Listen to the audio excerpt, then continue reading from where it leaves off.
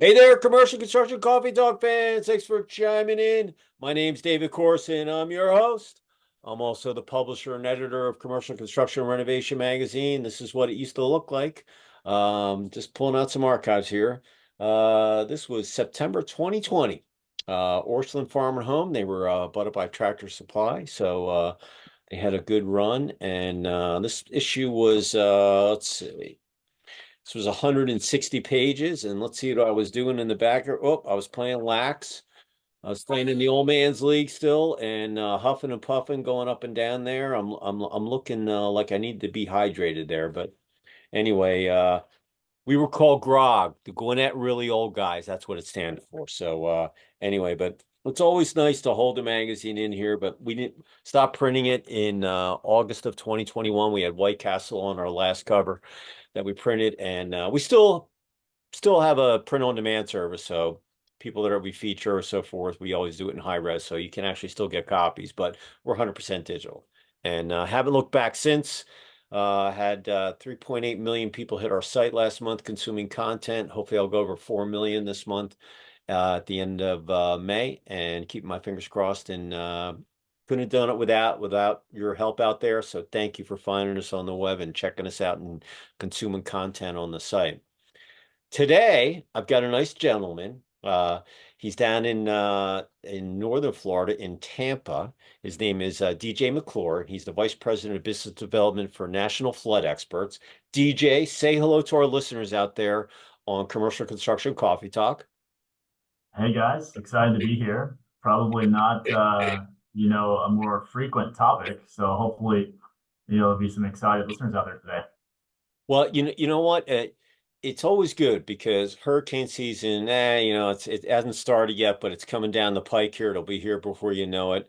And obviously, Florida, the water table, flooding, it's just, listen, I was just up in Chicago and it just rained and the streets were flooded. My son lives in Charleston. It drizzles and it floods. And Mhm. water is just a very, it's like the silent killer. You can't you really don't hear it unless it's in a storm, and it can create so much more damage than, in my opinion, than fire and all that. And especially with storms, living in the South, you got it's just that nature of the beast. And so I thought it was good timing to have you on here to talk about, things that people that are thinking about projects or real estate developers being in the floodplain and all that. I live right below the Beaufort Dam, which is Lake Lanier, 600 miles of coastline.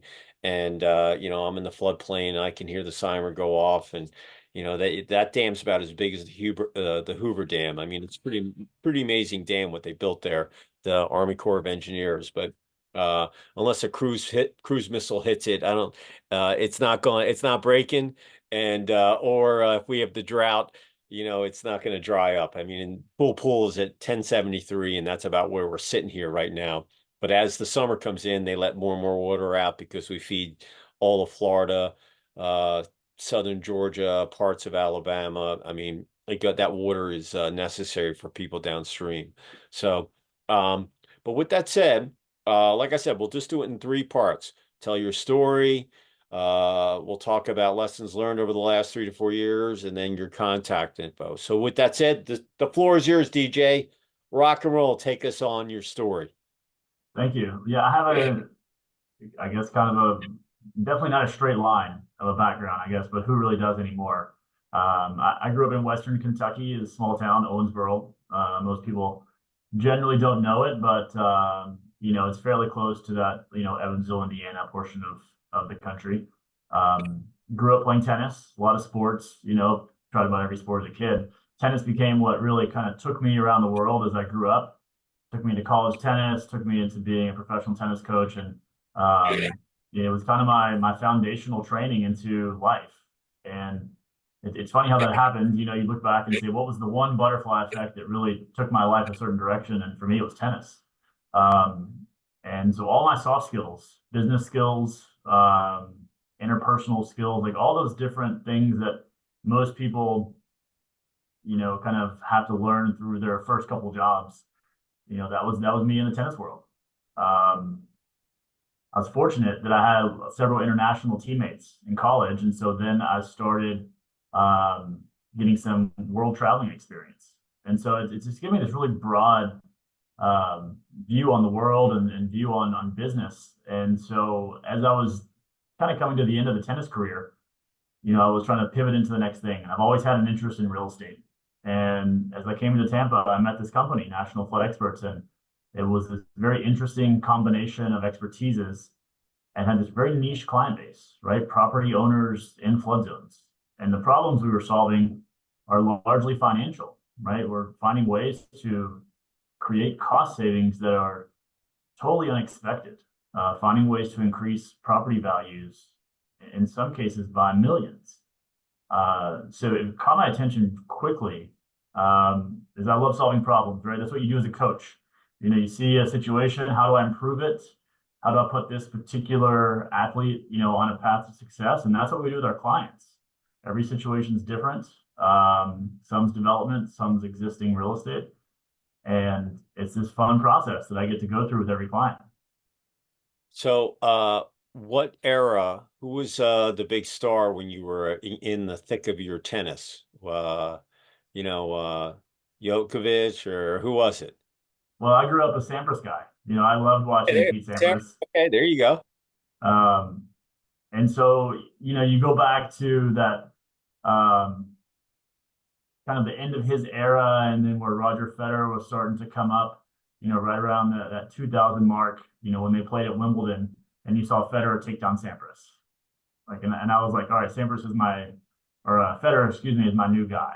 Like, who could have predicted what he became? But, he kind of served and volleyed like Sampras, had the one hand backhand. So, he was my new guy. And then, fortunately, he became pretty good. Yeah, yeah. No, listen, we used to go to the US Open in New York, and I take the subway out, and who was the guy that used to curse all the time? Oh, McEnroe. Well, no, before him, Eli Nastasi, was that it? Yep.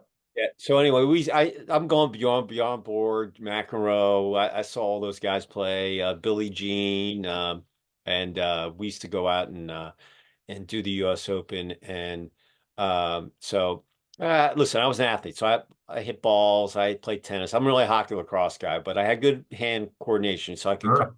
a racket or a golf club and hit. And tennis players are actually they're probably one of the fittest people, because if you got to play 5 sets as a guy, 3 sets as a woman, and it's hot out, and you look at some of the thighs on some of these people, I mean, they are fit.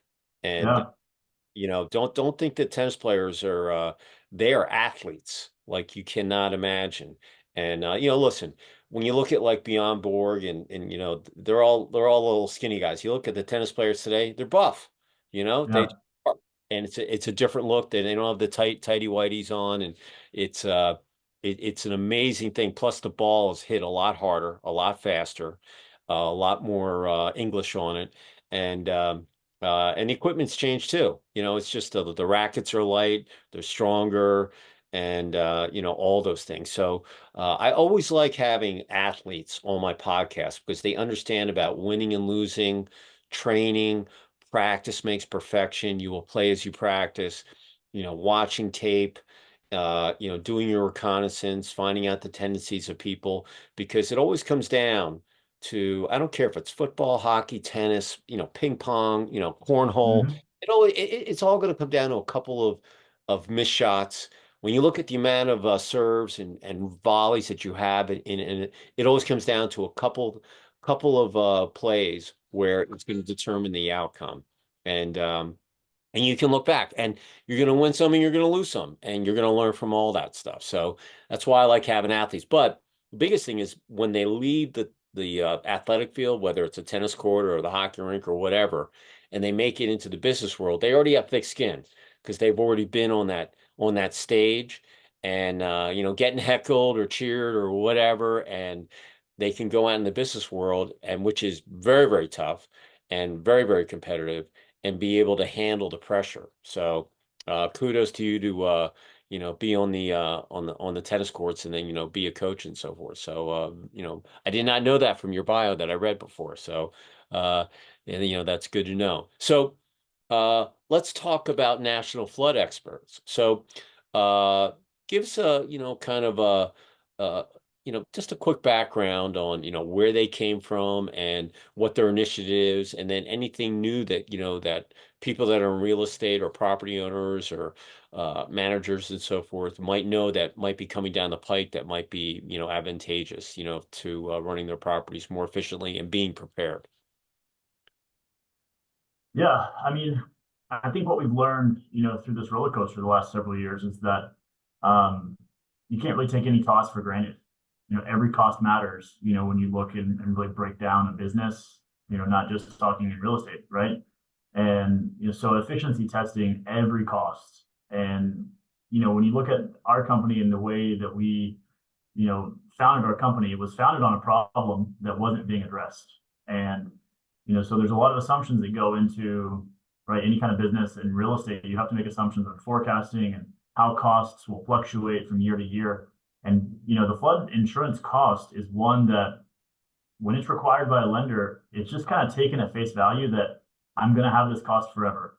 It's like if you have a lease in an office or something, it's just cost of business.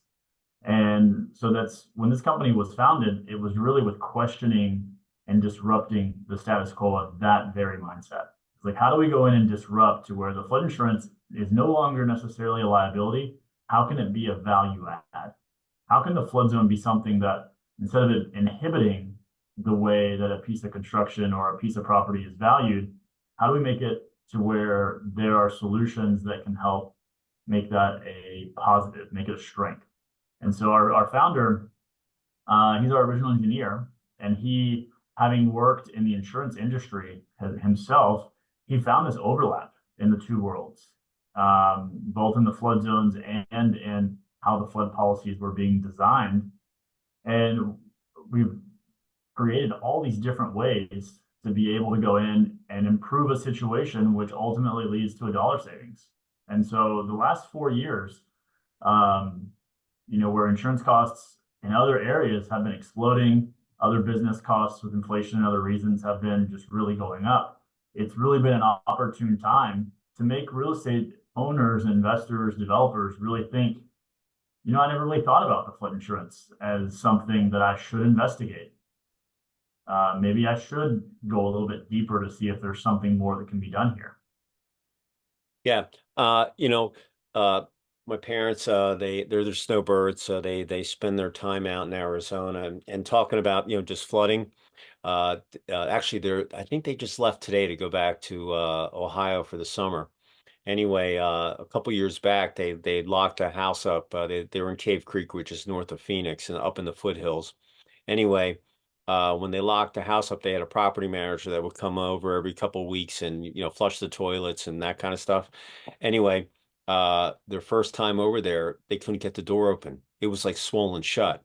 And anyway, once they got the door open, a wall of water came out of the house, and the the refrigerator water line had cracked, and it was running for about 10 days. And anyway, um, they had the house was it was about $400,000 damage. They had to gut everything. I mean, all the drywall, the cabinetry. It was my parents, they basically looked at it they turned a negative into a positive because the house was about 15 years old. It needed some upgrades, and the water line cracked, so they had good insurance. And they were actually in the floodplain too, because out in the desert, you get a little rain, you get Mhm. flooded. So, but this was kind of a act of God. The water line cracked. Who could figure that would have happened? But you would be amazing at that little crack created the amount of water that came out of the house. But everything, the drywall, everything had to get done. But they finished it. But it was during, the beginning of, the roller coaster, and, there was product shortages, labor, everything. So it took a long time to get the house redone. Now it's finished and it looks amazing. But uh, plus they put in water sensors in the interior before the drywall up. So if this ever happened again, they'll get a notification on their phone. Hey, something's wrong. You can turn off you can, shut off the water before more damage is done. And uh, I've had other people that have talked about, water insurance with the IHSBS, I think it is. Anyway, there's so many things that you can do as a property owner that has to do with water, flooding, leak detection and so forth that can make your properties much more valuable, plus much more safer. And being, you're down in Tampa. I know if it rains there too, Tampa floods all the time. And that's just by a little rain because my buds will tell me, they'll say, yeah, yeah, it's gonna rain. And but if you don't have the coverage, it could really be a major stressful event to go through if you don't look at it. And the more you know, the better off you're going to be, correct? Yeah, so it's about understanding really what the risk of that area is. And that's what's tough is there's a lot of misinformation that's existing around both flood maps, what the true flood risk of an area may be. And that's where it gets kind of tricky because the flood maps are what dictate permitting, right? That's from a safety perspective. So you need to build, the first floor so many feet above that flood elevation. Um, and then you've got flood maps that the lenders then use to dictate flood insurance requirements. Um, and so some people are buying flood insurance because they don't have a choice, right? You have other people that may not buy it because they don't have a lender or they're not in a 100-year flood zone. And so that's where this big disruption in conversation begins is, is a property, should it really be grouped into the 100-year flood zone? And if that were changed, well, how would you handle the situation? And that's where having a conversation with your insurance broker is important. They can advise you on what the options are. And then you figure out where you sit on the risk spectrum. If you don't have a lender requiring flood insurance, what would you do? Some people will still buy it. Some people will say, you know what, I'm okay without it.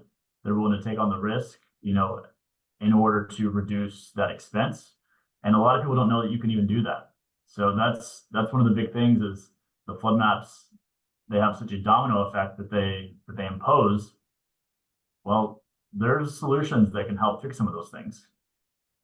The last storm that came in and that hit Fort Myers last year, the year side. No, time's flying here. But anyway, um, it was amazing to watch it because all the older homes, there's no basements in Florida because of the water table, first of all. So Mhm. newer homes survived because they were up to hurricane standards but really it was the flooding that got the people that were close to the between the wind and the water. But the people on the coast, those people got washed away. But as you went into the interior, the older homes, they got beat up. The newer homes made it. And the biggest thing is that, I'm from up north, so I've gone through plenty of hurricanes, and, Hurricane Sandy just wrecked everything from, Delaware all the way up to, New England and the New Jersey coastline. And we used to have a house out down in Margate, on the summers. I'm from Philly originally. And anyway, now when you build a house, it's got to be built up. Just like in Hilton Head, my in-laws are there. Everything's 10, 12 feet up. So if it does Right. flood, it's going to get. So these are all the things that, when a natural disaster comes in, like a hurricane and it gets flooded or what have you, that hopefully new legislation or mandatory building codes will be put into force that lift your house up and you won't have to deal with it, and then put the materials in there that are with a Cat 5 storm that can handle the wind or the flood or the storm surge that's going to come in. And uh because it really is amazing to see when a storm comes in and then the aftermath of it. I mean, listen, we just had the tornadoes, the storms came in last week, and Huntsville just got whacked. And it's one of the things, and like right now, I'm building my empty nester house on the lake, and I'm just in finishing up my permitting. But in fact, after I'm done here, I'm going to get my water meter paid and something else that they need that they email me. They're like, hey, you want to get this thing done here by the end of the month. So, uh, but it's been a learning experience, and I'm kind of in the flood because of the lake and everything else. I had the topograph and the soil test and the perk and the flood zone and where it was. And So it's the more you know, the better off, like I said, that you're going to be. But flooding is such an issue because some people think that, oh, if I'm going to buy flood insurance, I'm going to get priced out. I don't even know if I can afford that. And that's the dilemma that people know. Well, that's what they think that's going to happen. Am I correct? Because it, Well, it's interesting you bring that up because, FEMA just changed the way that they rate their flood insurance policies within the last few years. And so a lot of areas of the country have increased pretty dramatically. And it's created quite a conundrum with real estate transactions because in some instances, you're having to buy at the peak policy price. There used to be some cheaper type policies that existed, um, particularly to the benefit of single family homes. We deal mostly with commercial, but um, in general, there used to be some different incentives with the way a house was built that would bring the flood insurance cost down. And so now you see certain parts of the country where it's gotten so expensive that, people are starting to second guess if they have the option, of course. If they have a lender, they don't have a choice. But in certain areas, like we've seen costs 10x what it used to be in certain areas, and that may detract somebody from buying it, which may not be the right decision depending on what you discussed with their insurance broker. But yeah, you're definitely seeing that impact. yeah. Talk about, through the last several years and so forth, with, hey, we came out of the tunnel, now there's some speed bumps or some potholes that we're still going through and so forth. How did you guys weather the storm with your clientele, depending on what area of the country they might have been in and so forth? Talk about how you went through that time period. Yeah, so our clients, and prospects, they really started looking at every line item in their business and their different real estate assets. And so, for us, our client base is very niche, right? It's only properties in flood zones. So we may work with, a national apartments holding company, and maybe only 20% of their units are in flood zones. But they started looking at those costs, and so we would do this extensive audit, really auditing the flood zone details to see if we could get the lender requirements removed, because that can be, for some properties, that can be $100,000 in savings instantly, right? We started really looking at the ratings of the flood policies themselves, because there's different details that sometimes we find that we can optimize, go to the insurance carrier and get their premium reduced. What's interesting about flood insurance is the only insurance that you can change midterm. You don't have to wait till the renewal if it's through FEMA's program. So all these businesses are going through this mindset of, we've got to not only weather the storm of they're trying to collect rents, they've got interest rates that are going up, they've got insurance costs that are going up, you've got inflationary costs going up. So they really started to dig deeper. And so we were able to really help a lot of properties, to find cost savings in an area that was unexpected, because you don't think of flood insurance as something that could be, a lever that you can manipulate positively. And we couldn't help everyone. It's like it floats between like 40 and 50% of cases that we see that we find, some kind of positive savings. But I think in reality, we changed and reframed the mindset around how people looked at those properties in flood zones. It changed the way people were buying properties, the way people were building properties, because a lot of times in construction, the relationship between how I build it and what my insurance costs are going to be ultimately are not in the same, they're not in the same room. Architects and civil engineers, traditionally they're fantastic at what they do. Then the insurance person gets brought in later, right? As opposed to, well, if we built it a certain way, what does that do? And we're only talking about the flood zone. Well, what does that do for the long-term flood insurance impacts and requirements of that property? I'll give you a quick example. We had a client in Houston, and a corner of the parking garage was overlapping with the flood zone. And so some small design changes perhaps could have adjusted that. And this was a $150,000 cost they had annually. They'd never be able to get rid of. And so we might have been able to help mitigate that cost, had there been a little bit of more conversation on during the design period. So it's been this whole effect of really reprogramming how people think about, flood zones in general. Yeah, if you're in that Hurricane Alley area, either the wind's going to get you, you got to have wind insurance, you got to have flood insurance, you got to have your homeowner's insurance, and whatever other policies are. The more coverage you are, but it all comes down to money and affordability and which way that you want to go.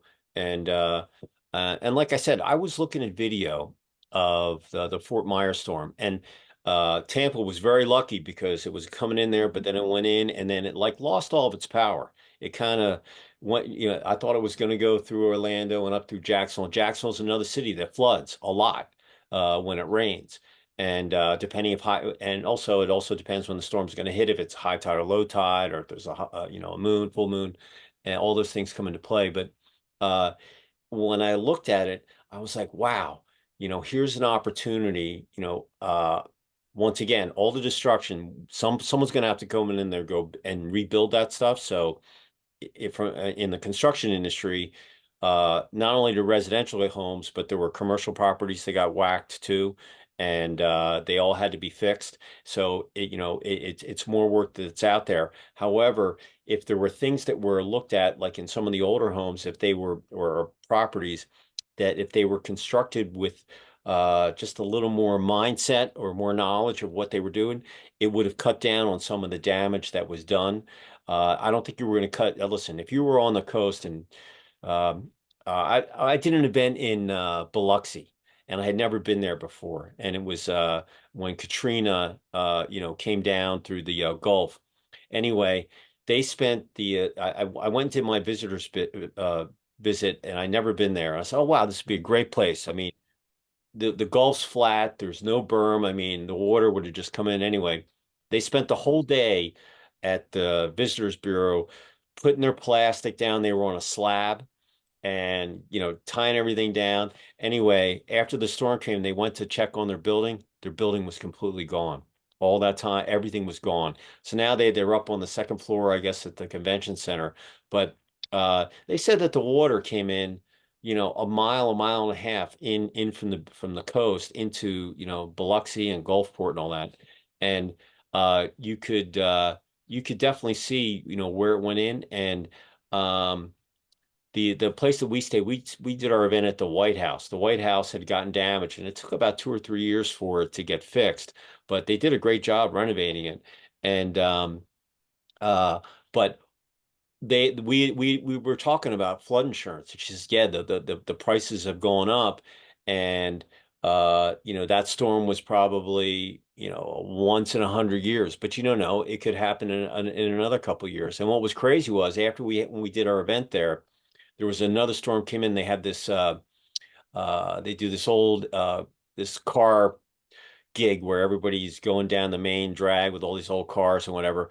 The day that we left, there was a storm that was coming in, and I remember we were at the Hard Rock at the dinner the other night, and these cars were on the first floor, and they should just move them up one level in the garage, but they all would have gotten they all were going to get flooded, and it's just all those little things that you don't think about, and um, but it put it into perspective when you can see what Mother Nature can do, and you can't control it. You just have to roll with the punches.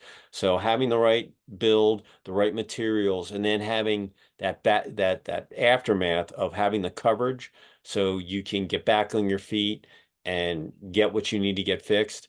And I think flood insurance is a necessity. I don't care, if you're in a floodplain, you need to have it, right? It's like car Well, insurance. You might not ever use it, or just homeowners insurance. You might not ever use it, but it's a necessity, I think. yeah, I think each property owner has to go through their own process, of what they think is essential to, protecting their property. And you'll get people on both ends of the spectrum. We don't really take a stance. We try to see what we can do to help mitigate the cost as much as possible.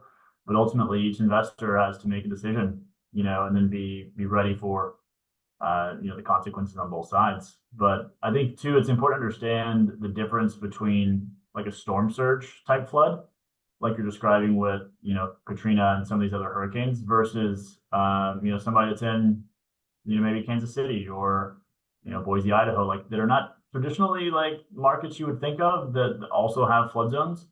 Because you have flood zones in all 50 states.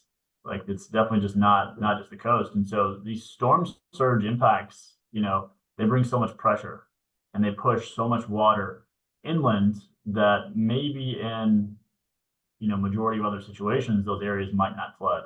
And that's what's hard to predict as we roll into hurricane season coming up here in the next few months. You're going to have storms as they approach inland. A lot of times, like with what was going on in Florida, it had a counterclockwise impact. So as it moved north of Tampa, we were concerned because had it hit land a little bit more south, all that storm surge and that counterclockwise pattern would have pushed into the Bay of Tampa, right? We would have been in trouble. But it moved north of us, closer to that Tallahassee area, and so we didn't really see much of the impact. And Fort Myers, unfortunately, has gotten a lot of that. They have been kind of at the bottom of that, counterclockwise curve. And so, yeah, some of those areas have seen definitely some issues, but a lot of floods that we see, a lot of times are infrastructural failures or something in the infrastructure gets overtaken. We continue to build all over the country, and as you build things, it changes where water will go. We just saw some floods in Houston a few weeks ago, and so there's so many different ways that water can rise and causes. So I always tell property owners, like, talk to your neighbors before you buy something, whether it's a apartment community or it's a storage or whatever it is. Ask them what's the worst they've ever seen and how many times, because sometimes that's the best research. It's funny you brought up Idaho. Like I went to University of Denver. We had a house out in Vail. So anyway, anyway, if they had a really good, just like in California, if they have a good snow season with a lot of snow, when the snow melts, it's all coming down, and Yeah. sometimes we would get flooded. I mean, if it was a heavy snow winter, with base, all that snow is going to melt eventually, and it's all going to come down, through the river, and eventually it's going to make its way down to the to the cosmopolitan area. And there were some times where you'd be amazed at how much uh water melt off would come in. So when you said Idaho, I'm like, shoot, man, if they have a good winter, it's great for the skiers, but then when it melts, that water's got to go someplace.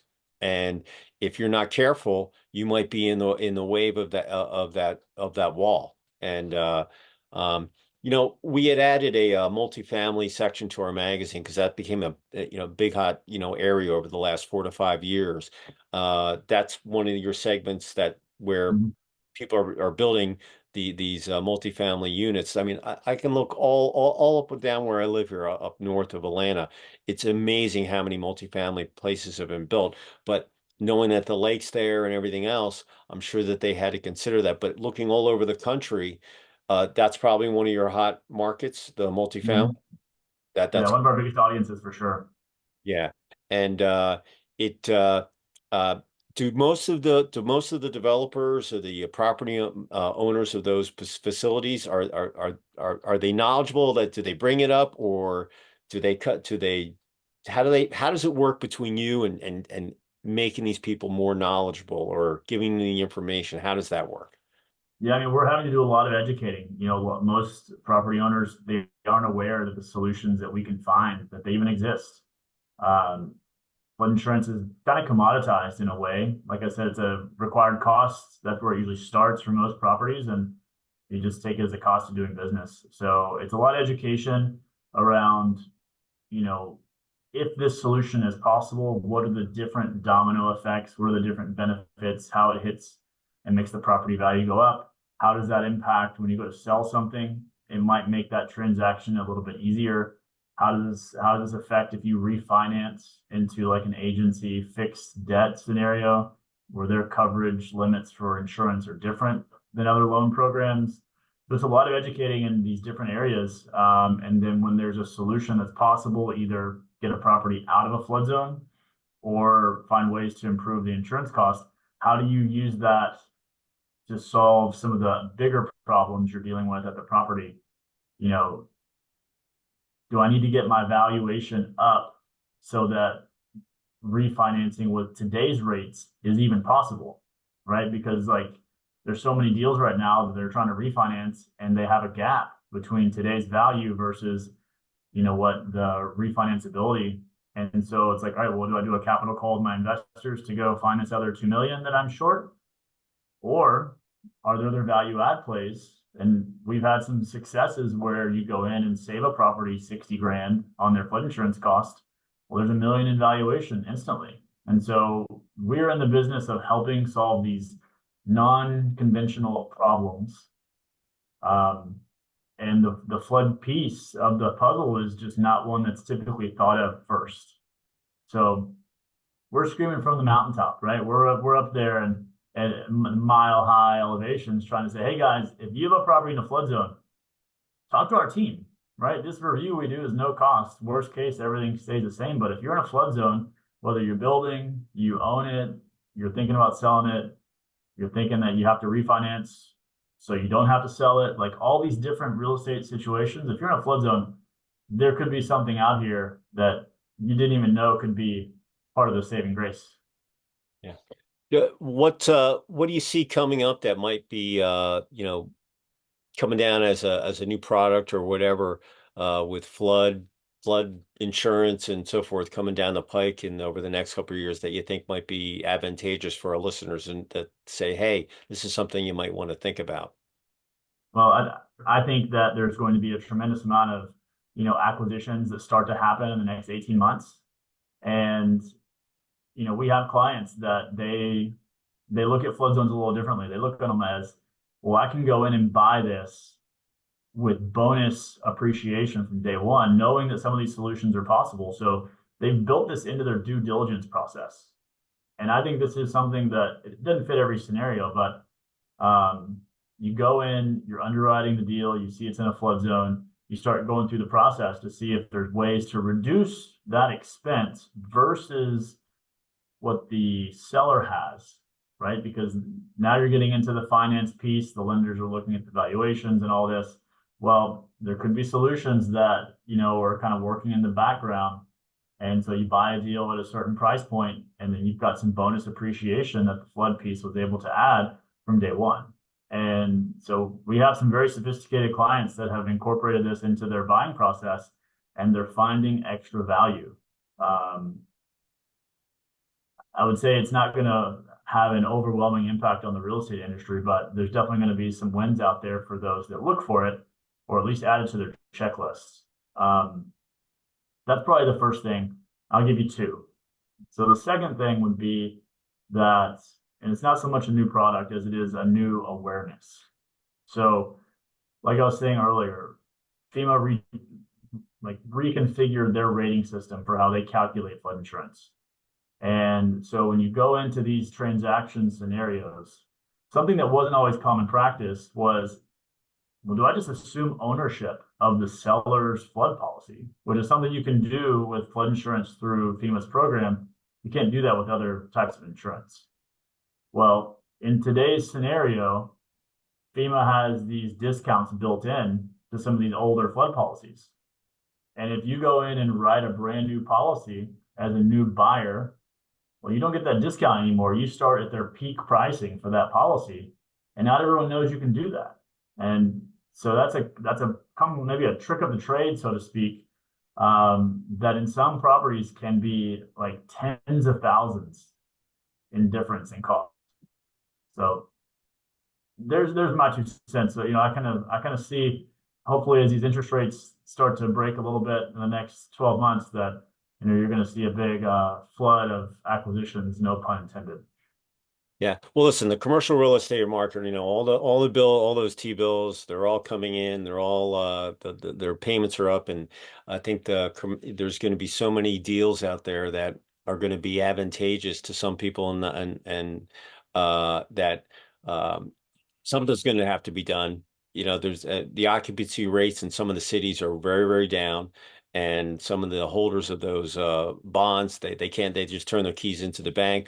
But in our industry, it's a positive because someone's going to have to go in there and reuse those properties, whether they turn them into auto showcases or retail stores or hotels or what have you. Someone's going to have to go in and put new signage, new FF&E, new paint, give it a new brand look and reuse those properties. And If you're in real estate, you're going to find some really, really killer deals. But the bottom line is, this would be something that I would think about. If I wasn't living in a floodplain, but I was looking at a property to purchase, this would be the first thing that I probably would think about, or I would be looking at all those things. Mhm. And you're right, probably over the next 12, 18 months, it's going to happen. And I mean, I could just look at downtown Atlanta. It's not, there's a lot of empty buildings down there. I mean, it's just the reality of it. People aren't going back to the office, and uh, you got to do something with that, with those buildings. But there's still cranes down there. They're still doing new construction. Yeah. But so if you're out there in commercial construction coffee talk, and you're looking at a property and you didn't think about flood insurance or the floodplain, or any of those things, you never had to think about it, and you wanted to bounce some questions off of DJ, how would someone reach out to you? The best email would be info@nationalfloodexperts.com. Send in any kind of questions that you may have, and either myself or one of my team will get back immediately, with how we can potentially help in the situation. So there you go. Info at National Flood Experts, right? .com. That's right. That's right.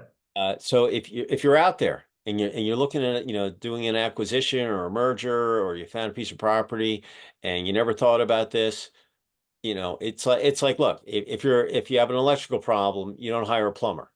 Hire an expert that knows that's going on, that they knows what all the legalese or that's happening with FEMA and the state or whatever it might be.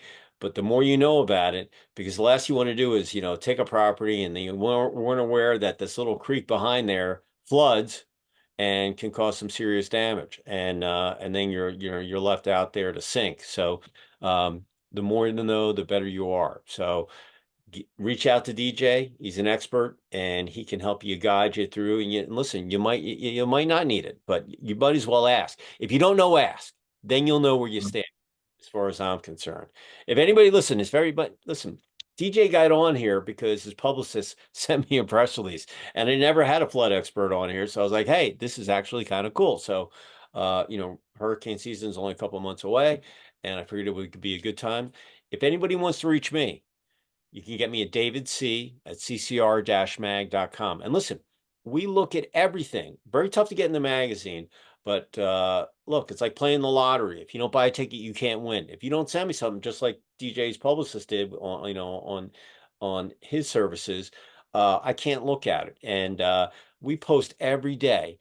And listen, we post on everything, anniversaries, charity golf tournaments, project profiles, you name it. And also through the roller coaster over the last couple of years, people have realized that there's, more than life than just work. So there's that life live balance. So I put some other stuff on there, hey, how to buy the right, car insurance, what's the best cell phone to have? Hey, what hair extension should you wear? I mean, I put all that stuff. I mean, it's basically all construction, but I have diversified.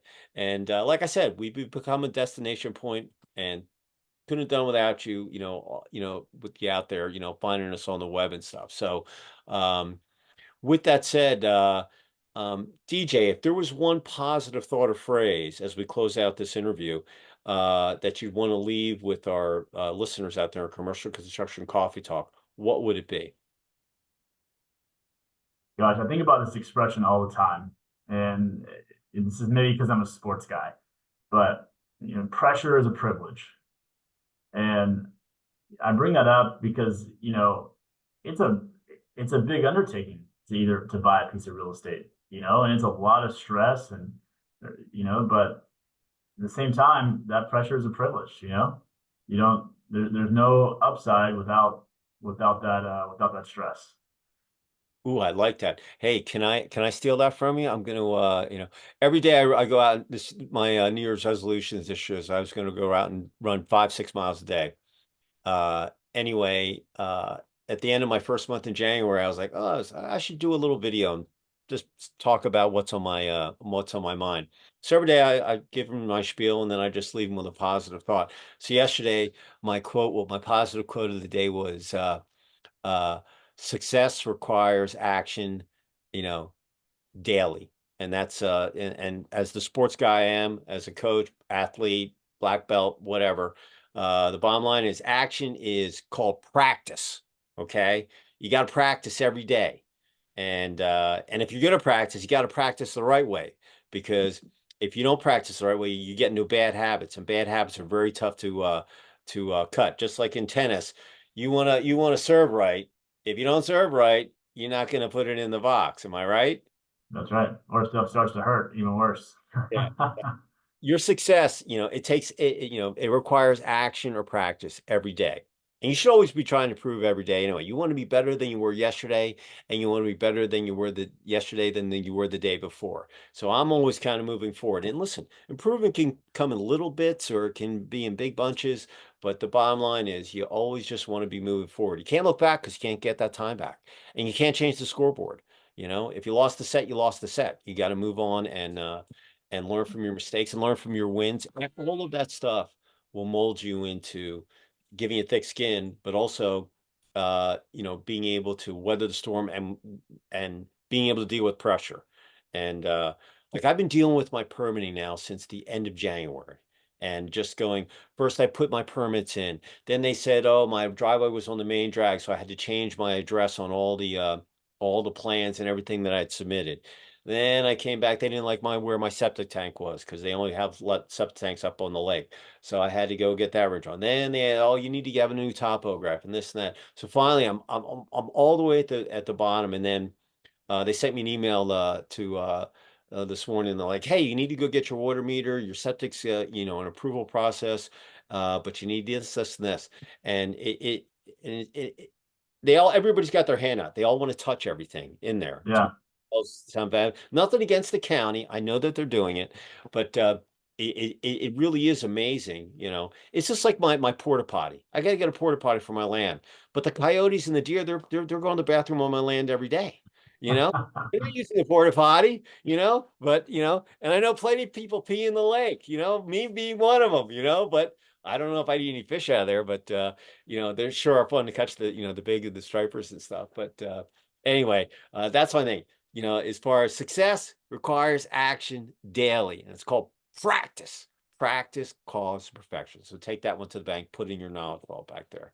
So DJ, pleasure meeting you. And uh, who who was your favorite tennis player? I mean, was it Federer or was it Arthur Ashe or someone from the back in the day? Yeah, I was a big Sampras guy as a kid, and then I watched Federer from when he was, 18, 19, all the way until his last day. So big Federer guy. Yeah, I actually used a Federer quote on one of my things, and he talked about being uh, if you want to live in the limelight, you got to be able to handle pressure. And Mhm. it's just one of those things. And listen, you're out there in the middle and people screaming, hollering, and you're on national TV. It's got to be gut-wrenching to be a tennis player because it's really just you. You don't have anybody else. Your coach is you're a coach, you're sitting in the stand going, you can do it, you can do it, but they still have to go out there and perform, right? That's right. Yeah. That's right. Well, everybody, listen, I got my Denver swag on, my Pioneers. The ladies got knocked out by Northwestern, so they're out of the tournament. But the men are in there, and they beat Michigan on Saturday, and they're playing Syracuse Orange Men on Saturday. There are 8 teams left. There's 4 games left, and those 4 winners are going to go to the Final Four in Philly over Memorial Day weekend. And we're hoping that the Pioneers beat the Orangemen. It's going to be an awesome day of lacrosse. If you never watched college lacrosse, this weekend are the top teams. I mean, Maryland, Duke, that's a championship game in itself. It's going to be an amazing weekend, and the best teams are going to be left. The final 4 teams will go into the semifinals and the finals over Memorial Day weekend, and hopefully the Piles will bring another national championship home. So. If you're out there, go alumni, go Piles. Let's get that win. Come on, man. I want to be watching on Philly. So, well, DJ, pleasure to meet you. Listen, if I get down to Tampa, I don't know if I could handle myself with you on the tennis court, but I mean, I'll bring my racket. It's one of those Let me things, know. and I'll look forward to meeting you. You can take me out and show me, a floodplain in Tampa or whatever. So I That's like right. looking at all that stuff. Uh, so say goodbye from Tampa. All right, guys. Thanks for listening. If we can be of service, let me know. Thanks for listening today. Absolutely, and thoroughly enjoyed the conversation. If you're out there and you want to know about, anything about floodplains, flood insurance, or reach out to DJ. He's a specialist. And I'm going to sign off from Sugar Hill, just below the Beaufort Dam on Lake Lanier. And it's hump day today. Everybody have a great rest of the week. Three quick things. Number one, if you're on the construction site, we want you to be safe. We want you to be able to get home, have dinner with your kids, your partner, your wife, your husband, or whatever, and be able to go do it the next day. Number two, you got to stay hydrated. Okay, this is the athlete talk me, and DJ will back this up to me. You got to stay hydrated. You get dehydrated, you get headaches. You get headaches, you make mistakes. You lose games. Okay. And the heat's coming in. So I've been like every day I run 5, 6 miles. My wife's like, why are you layering up? I'm like, because the heat's coming and I'm trying to train my body that I got to get used to being, hot. So stay hydrated, put some electrolytes in your water bottle. You'll feel better. You'll sleep better at night. And last but not least, hit the like button. So people can find this, episode out on the web with the algorithms and find out more about DJ and the flood insurance. So with that said, we will see you next time on another episode of Commercial Construction Coffee Talk. And DJ, thanks for finding time. Pleasure meeting you. All right. Sure. Thank you. All right. Cheers, everybody. Have a great rest of the week.